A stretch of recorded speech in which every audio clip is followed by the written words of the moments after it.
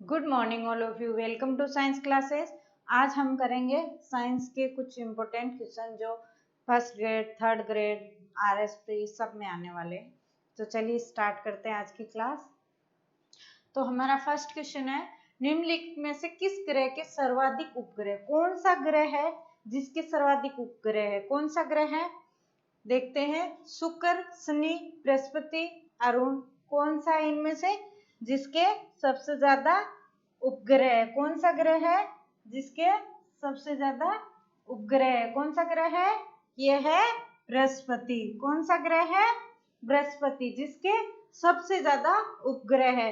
फिर अपना next question आता है, निम्न में से कौन सा ग्रह पृथ्वी के सर्वाधिक नजदीक स्थित है? कौन सा ग्रह है जो पृथ्वी के सर्वाधिक निकट स्थित है? कौन सा ग्रह है? ये कौन सा है बताना इनमें से? बुध, शुक्र, मंगल, बृहस्पति। कौन सा ग्रह है जो पृथ्वी के सर्वाधिक निकट है? कौन सा ग्रह है? यह है शुक्र ग्रह। शुक्र है जो पृथ्वी के सर्वाधिक निकट है, और बुध है वो सूर्य के सर्वाधिक निकट है। तो कौन सा ग्रह है? पृथ्वी। ये पूछ क्या रहा है? ये नहीं पूछ रहा कि सूर्य के सर्वाधिक निकट ग्रह कौन सा है, ये पूछ रहा है पृथ्वी के सर्वाधिक निकट ग्रह कौन सा है। तो कौन सा ग्रह है पृथ्वी के सर्वाधिक निकट? पृथ्वी के सर्वाधिक निकट ग्रह है शुक्र। कौन सा है? शुक्र। फिर अपना आता है नेक्स्ट क्वेश्चन, किस अम्ल की उपस्थिति मानव पेट में होती है? कौन सा अम्ल है जो अपने पेट में होता है? कौन सा अम्ल है जो हमेशा अपने पेट में रहता है? कौन सा है? पिक्रिक अम्ल, नाइट्रिक अम्ल, हाइड्रोक्लोरिक अम्ल, सल्फ्यूरिक अम्ल। कौन सा अम्ल है? यह है हाइड्रोक्लोरिक अम्ल, HCl। HCl हमेशा अपने पेट में रहता है। पेट में कहाँ रहता है? ये पाया जाता है जो आमाशय होता है उसमें HCl पाया जाता है। ये क्या करता है, जो भी मतलब ऐसे हानिकारक चीज चली जाती है तो उसको क्या कर देता है? ये मार देता है। फिर आता है अपना नेक्स्ट क्वेश्चन, स्वस्थ मनुष्य में प्रति मिनट हृदय स्पंदन कितनी बार होता है? एक स्वस्थ मनुष्य है तो उसकी हृदय की जो धड़कन होती है, स्पंदन दर होती है, वो कितनी होती है? अगर बीमार हो जाते हैं तो वो कभी बढ़ जाती है, कम भी हो सकती है, लेकिन अगर स्वस्थ है तो उसकी कितनी होनी चाहिए? एक मिनट में 58 बार, 67 बार, 72 बार, 90 बार। कितनी होनी चाहिए? 72 बार, 72 बार टाइम। एक मिनट में कितनी होनी चाहिए? 72 टाइम। कितनी होनी चाहिए? 72 टाइम।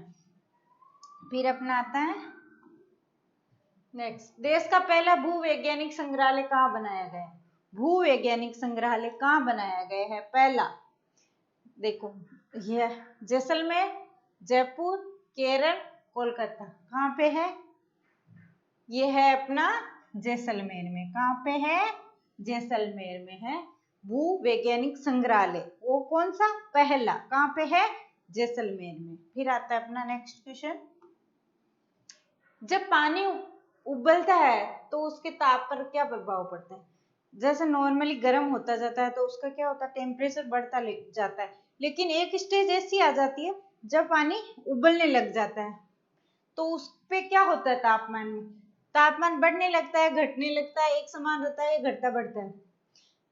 नॉर्मली अपन हीट देके पानी को गर्म करते हैं तो क्या होता है? पानी पहले गर्म होता है तो ताप बढ़ता रहता है, लेकिन एक स्टेज ऐसी आती है जब पानी उबलने लगता है, तब क्या हो जाता है? तब क्या होता है? तब ताप एक समान हो जाता है। क्या होता है? क्या होता है? फिर ताप एक समान हो जाता है। क्या होता है? ताप एक समान हो जाता है। कब? जब पानी उबलने लगता है। फिर अपना नेक्स्ट क्वेश्चन आता है, भारत का पहला उपग्रह आर्यभट्ट कब छोड़ा गया था? भारत का पहला उपग्रह है कौन सा है? पहली बात तो आर्यभट्ट है। वो कब छोड़ा गया था वो देखना है अपने को। पहला ऑप्शन है 1972 में, 1974 में, 1975 में, 1970 में। कब छोड़ा गया था पहला उपग्रह? ये छोड़ा गया था 1975 में। कब छोड़ा गया था? 1975 में। फिर अपना नेक्स्ट क्वेश्चन आता है, चंद्रमा पर पाए जाने वाली चट्टानों में किस धातु की मात्रा सबसे अधिक होती है? जो चंद्रमा पे चट्टानें पाई जाती है उसमें किस धातु की मात्रा सर्वाधिक होती है? किस धातु की होती है? Titanium, iron, uranium, sodium. किसकी होती है? सबसे ज्यादा किसकी मात्रा होती है इनमें से?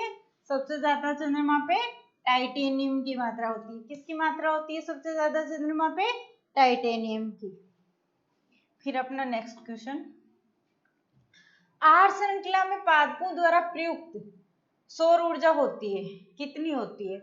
जो सौर ऊर्जा आती है उसका कितना परसेंट भाग है जो पादप ग्रहण करते हैं, अवशोषित कर लेते हैं? ओनली पादप कितना परसेंट भाग होता है?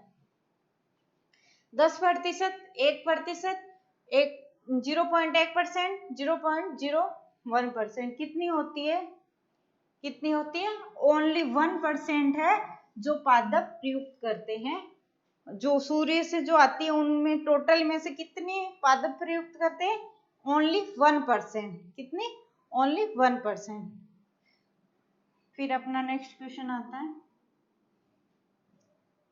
राष्ट्रीय विज्ञान दिवस किस प्रसिद्ध भारतीय वैज्ञानिक के सम्मान में मनाया जाता है? जो राष्ट्रीय विज्ञान दिवस अपन मनाते हैं वो किसके, इनमें से किसकी याद में मनाया जाता है? उनको सम्मान देने के लिए मनाया जाता है। किस वैज्ञानिक को? जेबी बोस, जेसी बोस को, सीवी रमन को, एस रामानुजन को या एच जे भाभा को? किसके सम्मान में मनाया जाता है विज्ञान दिवस? कौन सा विज्ञान दिवस? राष्ट्रीय विज्ञान दिवस किसके सम्मान में मनाया जाता है?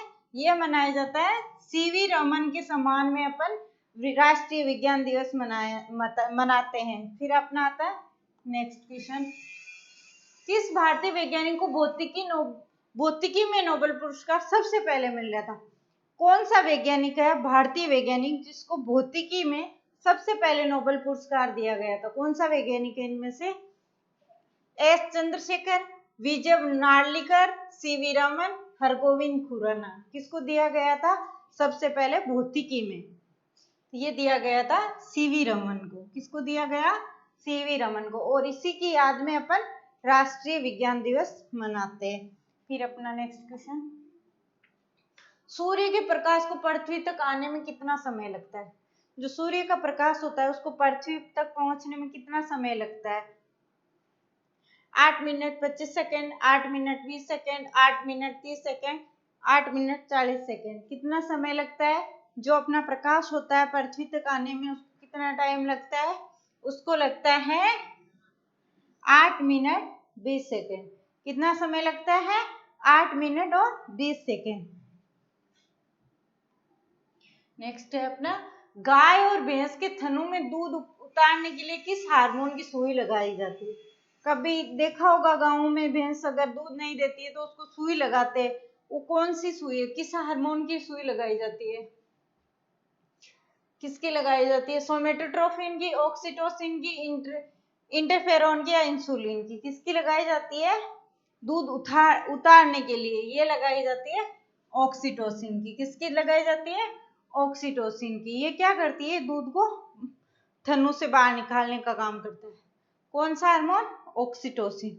थनों तक लाने का काम करता है, थनों से तो बाहर निकालेगी जो दूध निकालने वाली, लेकिन थनों तक लाने का काम कौन करता है? कौन सा हार्मोन करता है? ये करता है ऑक्सीटोसिन हार्मोन। फिर अपना आता है नेक्स्ट क्वेश्चन, मानव शरीर की किस अंग की हड्डी सबसे लंबी होती है? मानव का शरीर होता है उसकी कौन सी हड्डी होती, कौन से भाग की हड्डी है जो सबसे लंबी होती? कौन सी होती है? मेरुदंड, उरु जो जांघ में पाई जाती है वो, रिब केज जो अपने पंसलियां होती है, या बाहुभुजा जो अपने भुजा की होती है? कौन सी सबसे लंबी हड्डी होती है मानव शरीर में? ये होती है अपने जांघ की हड्डी, उरु, जिसको बोलते हैं फीमर। क्या बोलते हैं? जांघ की हड्डी होती है उसको क्या बोलते हैं? फीमर। जो मानव शरीर की सबसे लंबी हड्डी है, जो मानव शरीर की सबसे लंबी हड्डी। मानव शरीर में सबसे छोटी हड्डी कौन सी होती है और कहाँ पाई जाती है? ये पाई जाती है कान में, स्टेपिस नाम होता है इसका, जो सबसे छोटी होती है। और सबसे बड़ी कौन सी होती है? फीमर होती है। फिर अपना आता है नेक्स्ट क्वेश्चन, कंप्यूटर का नियंत्रक भाग कौन सा होता है? कंप्यूटर को जो नियंत्रण करता है वो कौन सा भाग होता है, कौन सा होता है? Printer, central processing, keyboard, CPU unit. कौन सा होता है? ये होता है सेंट्रल प्रोसेसिंग यूनिट होता है। ये सीपीयू का फुल फॉर्म भी सेंट्रल प्रोसेसिंग यूनिट, फिर इसने यूनिट और दे दिया, इसलिए कौन सा हो जाएगा अपना सीपीयू। कौन सा हो जाएगा? उसमें यू नहीं लगाया उसने, ये तो कौन सा हो जाएगा? सीपीयू जो यूनिट होती है, जो भाग होता है, वो क्या करता है? कंप्यूटर का जो नियंत्रण कौन करता है? सीपीयू करता है। कौन करता है? सीपीयू करता है। इसमें क्या है? यूनिट नहीं लगाई उसने, तो उसका पूरा जो सीपीयू का फुल फॉर्म होता है वो होता है सेंट्रल प्रोसेसिंग यूनिट। तो ये क्या है? कौन सी यूनिट जो है जो कंप्यूटर का नियंत्रण करती है? सीपीयू होता है, वो कंप्यूटर का नियंत्रण करता है। फिर अपना आता है नेक्स्ट क्वेश्चन। स्तनधारियों में लाल रुधिर कणिकाओं का निर्माण कहाँ होता है? स्तनधारियों में जो रेड ब्लड सेल्स होते हैं उनका निर्माण कहाँ पे होता है? आरबीसी का निर्माण कहाँ पे होता है? इनको क्या बोलते हैं अपन? आरबीसी। इनका निर्माण कहाँ पे होता है? बॉडी में इनका निर्माण कहाँ पे होता है? वृक्कों में, अस्थिमज्जा में, यकृत में या तिल्ली में? कहाँ पे होता है इनका निर्माण? होता है अस्थिमज्जा में। कहाँ पे होता है? बोन मेरो में, अस्थिमज्जा में। कहाँ पे होता है आरबीसी का निर्माण? अस्थिमज्जा में। फिर आता है अपना नेक्स्ट क्वेश्चन। वह विज्ञान जिसका संबंध जीवधारियों के अध्ययन से होता है कहलाती है। जिसमें अपन जीवों का अध्ययन किया जाता है उसको क्या कहते हैं? जीव में अपन पेड़ पौधों को भी काउंट करेंगे और जीव जंतु को भी काउंट करेंगे। तो उसका अध्ययन किस में करते हैं अपन? भौतिक विज्ञान में करते हैं, गणित में करते हैं, रसायन विज्ञान में करते हैं या जीव विज्ञान में करते हैं? अपन उसका अध्ययन करते हैं जीव विज्ञान में।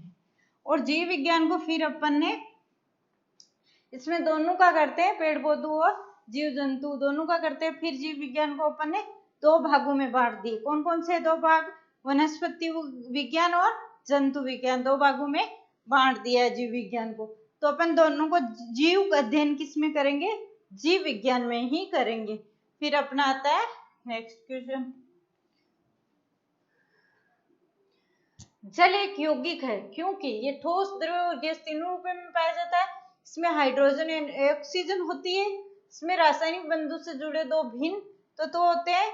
ये रासायनिक साधनों द्वारा दो तरल पदार्थों में तोड़ा जा सकता है। क्यों है वो एक यौगिक? क्यों है? क्यों है? इसका कारण क्या है? इसका कारण है इसमें रासायनिक बंधन से जुड़े हुए दो भिन्न तत्व होते हैं। कौन कौन से होते हैं? एक तो हाइड्रोजन होता है और एक ऑक्सीजन होता है। लेकिन इसका ऐसे अपन इसमें हाइड्रोजन ऑक्सीजन ये भी दे सकते हैं ये, लेकिन यौगिक क्यों है? क्योंकि इसमें दो तत्व है। कौन से? इसमें क्या है? दो तत्व है। यौगिक की सही परिभाषा क्या होती है? कि इसमें दो तत्व पाए जाते हैं। कौन कौन से हैं? हाइड्रोजन और ऑक्सीजन। और वो किससे बंधे होते हैं? रासायनिक बंधु से बंधे होते हैं। इसीलिए अपन उसको क्या बोल पाएंगे? उसको अपन यौगिक कहेंगे। क्यों कहेंगे? क्योंकि इसमें दो तत्व, क्या दिया है इसने? तत्व नाम दिया है। तत्व से मिलकर अपन यौगिक बनाते हैं। और वो किन से जुड़े होते हैं? रासायनिक बंधु से जुड़े होते हैं। तो अपन इसको क्या बोल देंगे? जल। जल को एक अपन यौगिक नाम क्यों दे दिया? क्योंकि ये दो अलग अलग तत्व है, ये दोनों रासायनिक बंधे होते हैं। तो अपन इसको क्या बोल देंगे? यौगिक। निम्नलिखित में से कौन सी मानव के पैर की हड्डी नहीं है? इनमें से कौन सी हड्डी है जो मानव के पैर में नहीं पाई जाती है? Tibia, humerus, femur, fibula. कौन सी नहीं है जो पैर में नहीं पाई जाती? बाकी सारी पैर में पाई जाती है। टीबिया पैर में पाई जाती है, फीमर पाई जाती है और फिबुला पाई जाती है। ह्यूमरस है वो क्या है? हाथ की हड्डी है। टीबिया और फिबुला घुटने के नीचे का जो पार्ट होता है, यहाँ दोनों ये जो हड्डियां होती है ना दोनों, ये कौन सी है? टीबिया और फिबुला। और ये कौन सी हड्डी है? फीमर। ये कौन सी है? फीमर। और ये टीबिया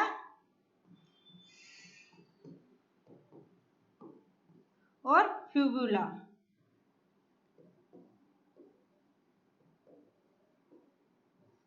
लेकिन ये जो ह्यूमरस होती है ये अपने यहाँ पाई जाती है, हाथ की हड्डी है। ह्यूमरस क्या है?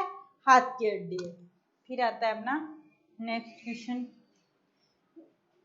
स्तनपानियों में श्वेत ग्रंथियों मूलतः संबंधित है। किससे संबंधित है मूलतः?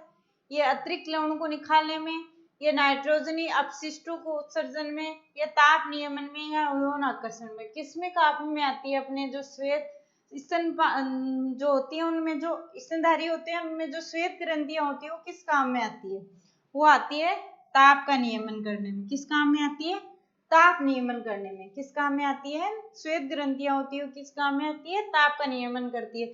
जिससे अपने श्वेत ग्रंथियों से पसीना निकलता है, उससे क्या होता है? अपना बॉडी का टेम्परेचर सही हो जाता है, लेवल में आ जाता है। अगर बढ़ गया तो जैसे ही अपना पसीना निकलेगा तो कम हो जाएगा, ठंडा हो जाएगा बॉडी। फिर आता है अपना नेक्स्ट क्वेश्चन, पांडा उसी कुल से हैं जिस कुल से संबंधित है। इनमें से कौन सा है जो पांडा के कुल का ही है? कौन सा है? भालू, बिल्ली, कुत्ता, खरगोश। कौन सा है इनमें? भालू।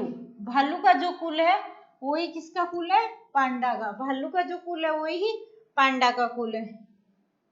फिर अपना नेक्स्ट क्वेश्चन आता है, मनुष्य में पाचन क्रिया कहाँ से प्रारंभ हो जाती है? मनुष्य में जो पाचन क्रिया होती है वो कहाँ से प्रारंभ होती है? मलाशय से, आमाशय से, मुख से, या पक्वाशय से? कहाँ से प्रारंभ होती है? ये होती है मुख से। पाचन क्रिया कहाँ से शुरू हो जाती है? मुख से ही शुरू हो जाते हैं। जब अपन खाना खाते हैं तो जो स्टार्च की मात्रा होती है वो कहाँ पे पाचन हो जाता है? उसका मुंह में ही पाचन हो जाता है। बाकी प्रोटीन वसा उनका आगे चलते चलते आहार नाल में पाचन होता रहता है, लेकिन सबसे पहले स्टार्च का पाचन मुंह में हो जाता है। फिर अपना आज के अपने 22 क्वेश्चंस थे। फिर अपना अगले क्वेश्चंस नेक्स्ट क्लास में करेंगे। अगर क्लास अच्छी लगी हो तो लाइक करना, शेयर करना, सब्सक्राइब करना। देखने के लिए थैंक यू।